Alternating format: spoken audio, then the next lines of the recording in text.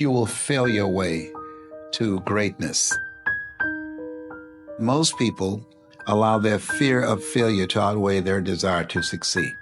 When you're willing to fail again and again and again, when you make up your mind to become unstoppable, when you make up your mind to become a no matter what person, then that will then give birth to a part of yourself that you don't know right now.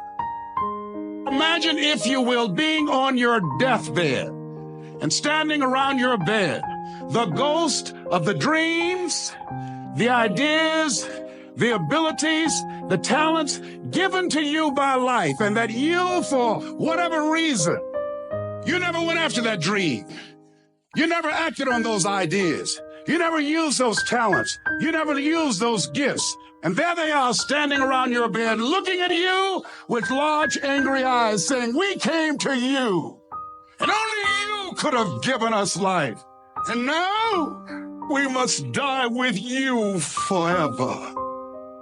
See, most people stop short of their dreams and park and get off the highway of life because of the rejections of life. You will always be rejected. It's no big deal. Jack Canfield said rejection is a myth. It's not like when somebody says no and then they slap you.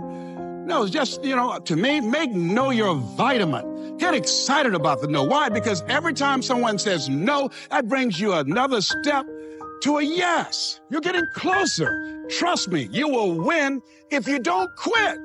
You will win if you don't quit. Even a broke clock is right twice a day. As you go through the challenges of life and you look at it and embrace whatever comes to you, don't run from it. Step toward it. Don't try and duck it like most people do. See, most people want it easy. See, easy come, easy what? Easy go. See, but when you go at what you're going to deal with and you deal with the difficulties of it, when you handle those hard things close at hand, making those hard decisions right now that you don't want to make, learning those things that you don't like to do, but you know that in order for you to get where you want to go, this is one of the hoops that you have to flip through. And I'm saying to you, whatever you got to do it, because if you don't, life is going to whoop you until you surrender. You have something that you brought to the universe, and that if you decide that my life deserves my developing this what I do well, and becoming the best at it, and mastering myself, and seeing what I have within me, if you decide to drop your buckets where you are and develop your gifts, I grant you, you'll never, ever be without.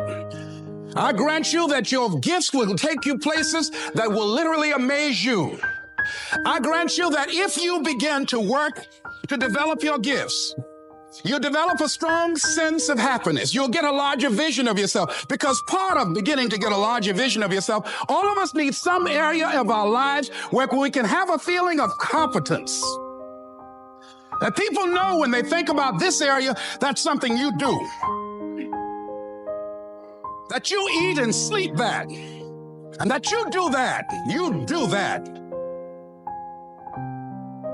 Changing is not easy. That changing your life, changing habits, reinventing yourself, picking yourself up after life has knocked you flat on your back. I've got to say, when life knocked you down, try and land on your back, because if you could look up, you could get up. Well, that sounds cute, but that's not easy. When I was diagnosed with prostate cancer 17 years ago, that first time that happened, I said, hey, I can handle this.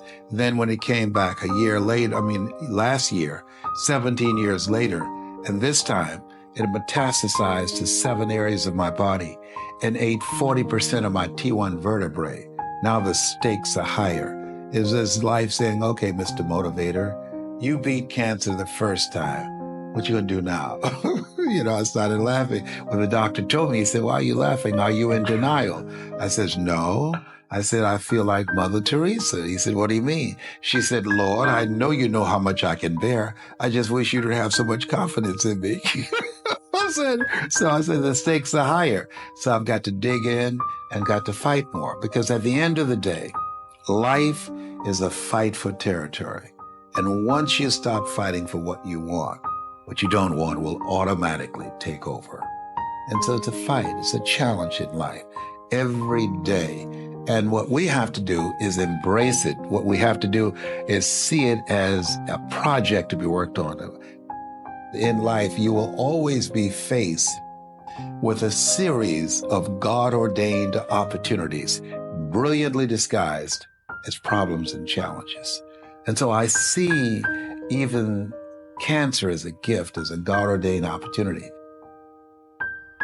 If you died today, what dreams, what ideas, what talents, what books, what music, what leadership, what voice will die with you? There are a lot of people who are biting their fingers in fear that they might lose their jobs. But there are few people who have decided within themselves, I'm going to make it. Some people aren't waiting to be cut.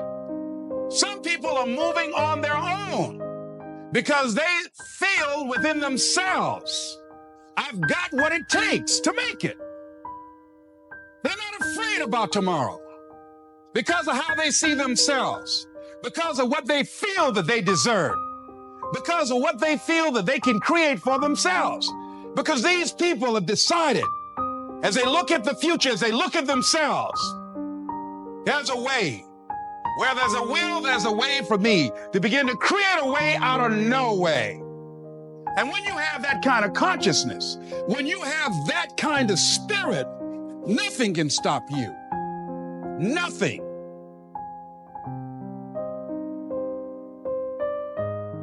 There's no secret to success. There's a system to success. And no matter what organization you become a part of, the system works if you work it. If you don't work it, it won't work. But it works if you work it. And that's one 4-letter word that most people don't like. They're not willing to work. There are winners, and there are losers, and there are people who have not discovered how to win. And all they need is some coaching.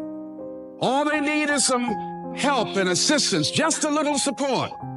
All they need is some insight or a different strategy, a plan of action to make some adjustments that will open up the key to a whole new future for them, that will give them access to the unlimited power that they have within themselves. That's all that they need.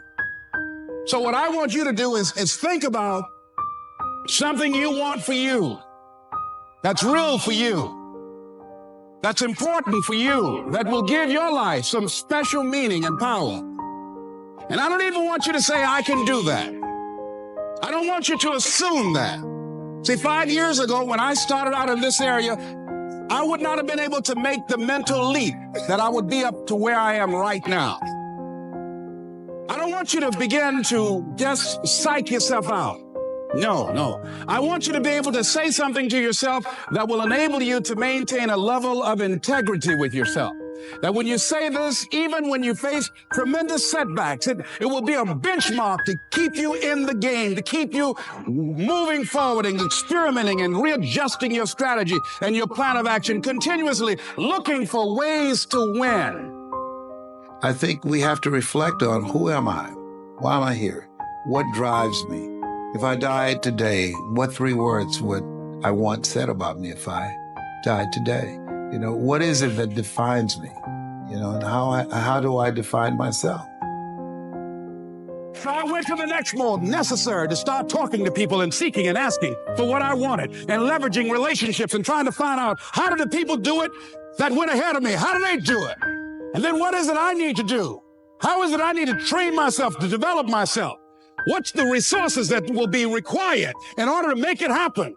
And as I start seeking out and asking questions, I started running into people who said, I know someone who can help you do that.